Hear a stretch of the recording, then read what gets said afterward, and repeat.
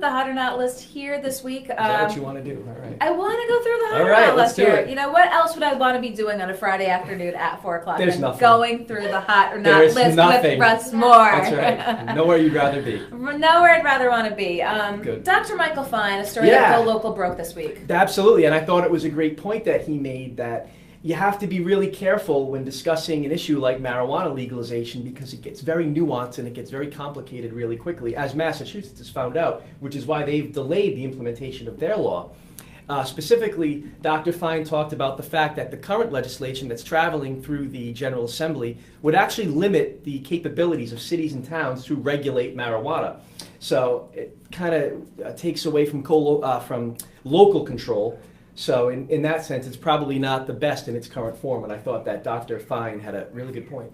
It was an interesting point. You know, he had been listed as a supporter of the legislation right up until the hearings this week, and I guess it's when he really went through the legislation with the fine-tooth comb that he had seen this provision. Now, apparently when he talked with some of the bill sponsors, apparently the rationale was that they said they didn't want cities and towns overturning the will of the constituents, but places like Washington and Colorado, cities and towns can opt out. I don't know if this is going to be getting any more traction, but he raised a point that really had not been raised before. Just goes to show that Beelzebub is in the details. the Beelzebub is in fact in the details, right. as he said. Right. And one of the things he said too was, you know, from his perspective in public health, was saying, you know, one of the ways to address addiction was to limit use. Now, I didn't know this particular point of the, you know, this particular anecdote in public health, and he said that's the way to do it. You know, limiting alcohol, limiting liquor store hours. If there's data out there and you can point to it. And what better way to limit use than to legalize it statewide? Well, we'll see what happens there. A lot of folks turned out. They were there till well past 10 o'clock up at the State House for hearings for that this week. But you put him on that list for pointing out that particular point in the legislation. That's right. Also on the hot list, Jennifer Duffy of the Cook Political Report. Sure. I took issue with the fact that a very shabby poll came out, and it showed that Governor Raimondo has popularity or approval rating at almost 50%, right, at 48%. But I didn't think that was really accurate when I talk to people. The vast majority, that's anecdotal, but the vast majority of the folks that I talk to aren't thrilled with the direction of the state, particularly with the governor's job. What she's done or hasn't done. And I thought it was interesting that Jennifer Duffy, someone as well respected as her, came out and came on Go Local and said that that's not a credible poll. So I thought it was kind of hot that she pointed that out. So she had pointed it out, and for a couple of reasons. It was an internet-only poll, which she talked about how some polls do hybrids of phones and internet. So she questioned that sole methodology, and then I guess being in the field for a period of 3 months, saying it's hard to really get. Polls are supposed to be a snapshot in time, not an extended period of time. But one of the things she really took issue with was how press and certain press outlets covered it as fact. You know, made the headline, governor's poll numbers are surging, and use this poll data to tell the voters that this is, in fact, Get in line. Get in line. People are happy. You know, conform. Get in line. People are happy. Yep. But it was just good to get to, if you're, you know, active in the political sphere and you want to know what's a good poll or what's not, it was just good to get her vantage point to kind of question everything. Question that one for sure. Question that one. I mean, 3 months, most people change their mind every day. Never mind after 3 months. I know, I change my mind on everything every day. Like what you're going to do for lunch, right? Possibly, that's usually the biggest decision That's I have to make thing. every day. Me too. That's how I know.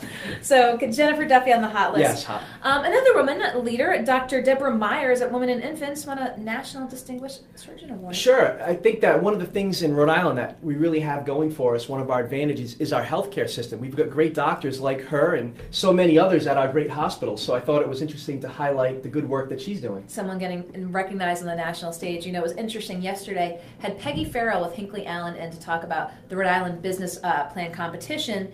And so many healthcare-related entrepreneurs and startups, and it was great to hear what sort of the younger folks are looking to do. But then again, as you said, we've got great hospitals, and it's always great when someone's recognized on the national level. Absolutely. So Dr. Deborah Myers, Women and Infants, on the hot list. That's right. A PC commit that you put on the hot list. Sure. His name is Ashton Lanford. Ashton Langford, and I watched the highlights like everyone else, and I've kind of followed his recruitment, and he's a fantastic young player. He could be one of those, type of guys that normally go to a school like a Kentucky or a Duke or North Carolina. He's ranked in the top 35 players in the whole country for next year's class, And what's most impressive to me is the fact that he's a winner. His prep school team went 33-0, won the championship, and his AAU team went like 24-0 or 22, whatever it was. They went undefeated as well in their tournament in Las Vegas.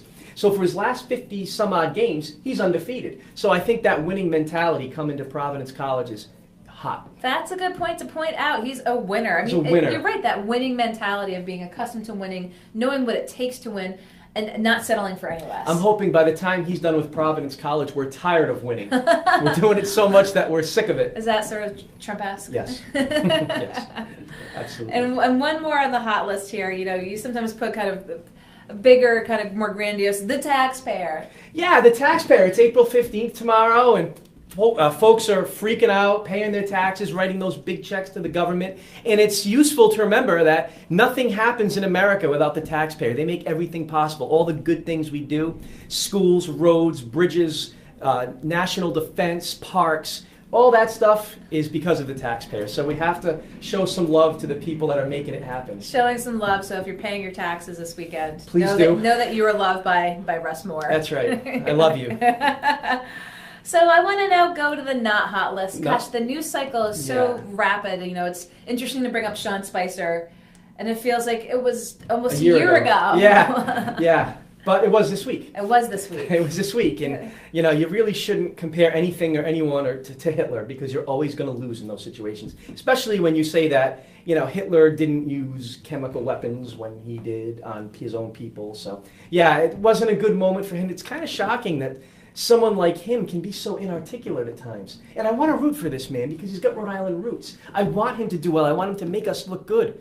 But he's not doing it. So it's disappointing. And I want him to do better. I think a lot of folks, he apologized profusely. That's good. I think he really did come forth and make the case for trying to say how he articulated it and sure. not in the way that he had meant it to say. I think he did get a lot of positive feedback for his recognition and being like, I came out all wrong. This is not how I meant to say it. It's good to be contrite, especially when you make that big He was very contrite. Because let's be honest, a lot of times leading up till now in the Trump administration, if he made a gaffe, if the president made a gaffe, they just keep going. Don't give any ground. They just keep going. And I'll tell you, as someone who's made a lot of gaffes in his career, countless, it really has been, I've been at my best when I was contrite. Yes. I throw myself on the ground, I beg for forgiveness, and I usually get it, thank God.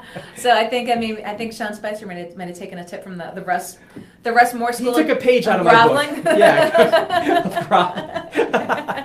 I'm sorry. So I did not mean as a hit towards you. So Sean Spicer on the not hot list. Okay, thanks. Also, the not hot list, again, something Go Local had reported much earlier this week.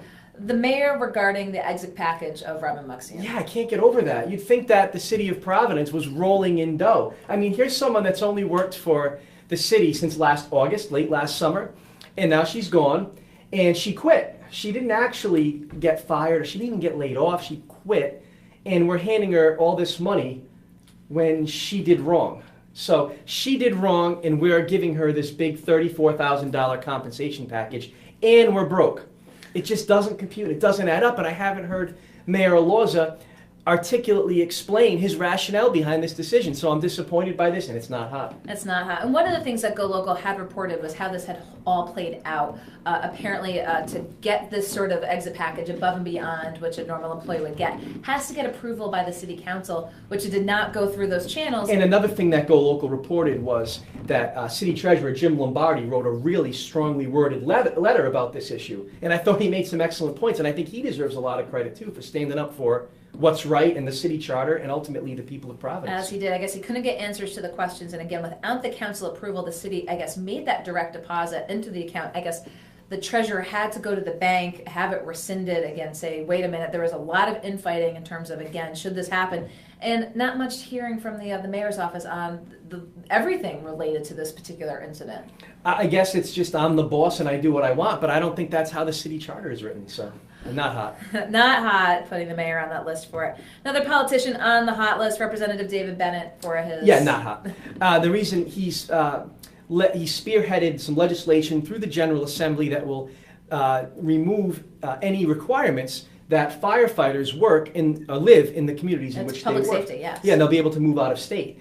And it just seems like we need to do all we can to get Rhode Islanders, Massachusetts residents, or Connecticut residents. So I think this is I think that the people that serve our community should reflect our community, so I think that's not a good move, and I say not hot. Not hot for that fact there. Sure. And of course you have United Airlines. Well, I mean, come on, if I didn't put United on the not hot list, I mean, who would ever be on it? So yeah, you can't drag people off airlines and, bloody them and beat them, and they're your customers, right? You got to treat your customers well, I would think, but they don't think that, so they're not hot. Well, it's one of those instances, I think, that it wasn't even just the crime, and it wasn't a cover-up per se, but it was maybe the lack of recognition by the United CEO about the enormity. Sure. Well, initially, before the press backlash, and I believe before videos emerged by passengers on the planes, he told his employees that they responded appropriately and did what they needed to do. Speaking of someone who kind of dug his heels in a little bit, Sure. And then, of course, when the blowback came, then he backed down. Back down a little bit, and I'll tell you, one of the things, the United Pilots the union, I know, again, took a step aside, but it looked like it was a security, and so everyone was trying to see who to blame in that instance, and it seemed like maybe private security, maybe not a unionized United member, clearly not, obviously, from the pilot section, but again, it would be, just to say, it was not handled well, we're reviewing our procedures, didn't do that. Didn't listen, so we had it coming. That's how it sounded, right? Yep. But that's not. We had to do. We know you had to do what you had to do, but take some, take an attitude. I mean, he's bloody. He's got a broken nose and he's bleeding. Be nice. Have some humanity. Sure, that's always a good idea. And this was after United had the flap at the leggings issue. Yes. Yeah.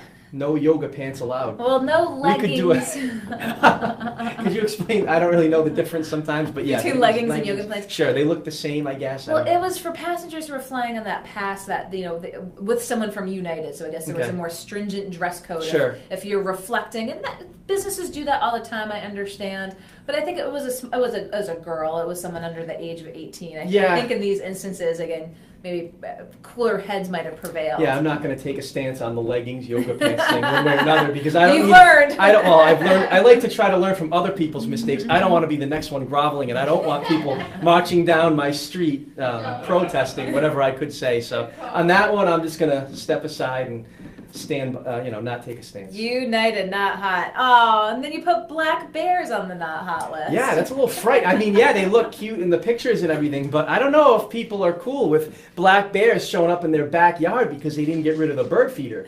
Apparently, that's what the DEM sent out, a memo that said, beware black bears. Yeah, beware black bears. Don't leave bird feeders out. Don't leave uncovered food. They're coming out of hibernation. So I know that Rhode Island's got a lot of rural areas, but I didn't know it was like that, right? I didn't know it was like Maine or upstate New Hampshire. But apparently you have to worry about black bears, so. Maybe black bears are sitting around the woods putting humans on the not hot list. Okay? Yeah, from their perspective, I guess you're right. Wait a minute, I think we could all food out there. I'm just being a bear. True, but I don't want those bears biting me, or anyone for that matter. So. Russ Moore doesn't want bears biting. No, controversial stance. Live on Go Local. Not hot. Not hot. Not hot. No bears. So we'll. Bears need to stay deep in the woods, not in people's backyards. I mean, I'm in Pawtucket, so I'm not too worried about the bears, but I got friends in rural areas, so. Well, I don't know where bears show up. Wasn't there one in Cranston recently? There's some rural areas That's in right. Cranston. Yeah, near Situate, but there was a Cranston's bear. a city, so. There's coyotes in Providence. Mm-hmm. Would you put them on the not hot list? Yes. They're just being coyotes. Yes. They're just doing their thing. Yeah, but they're scary, so. Well, you know what? If an animal could do some harm to me, it's not hot. And if I get a press release from DEM telling me to watch my back, that's not hot. Explaining how, I'm like, I've got the bear's backs. Like, don't be mean to the bears. I'm not being mean. I'm just saying, watch out, pet them either. don't pet the bear. Don't feed Go the Bruins, bear. right? The Bruins are doing Speaking well. of bears. That's right. Yeah. How did you not put them on the hot list? Because I had, Because Kai Langford, so. What, you have a sports quota? Yeah, I like to have a sports quota. I don't like to do too much sports. I like to do, I have a system. I've got a system, and it's secret. I'm not going to divulge it to the whole world. Apparently, sports teams, there's only one sports person who can be on Russ's hot or not list. So shine if you want to make it. That's right. Really, really stand out. Well, That's Russ right. Moore, as always, appreciate your coming in on Thank you Fridays. so much. It's always, I'm sorry, the fist bump with the jellyfish. The jellyfish. Take care. Russ Moore.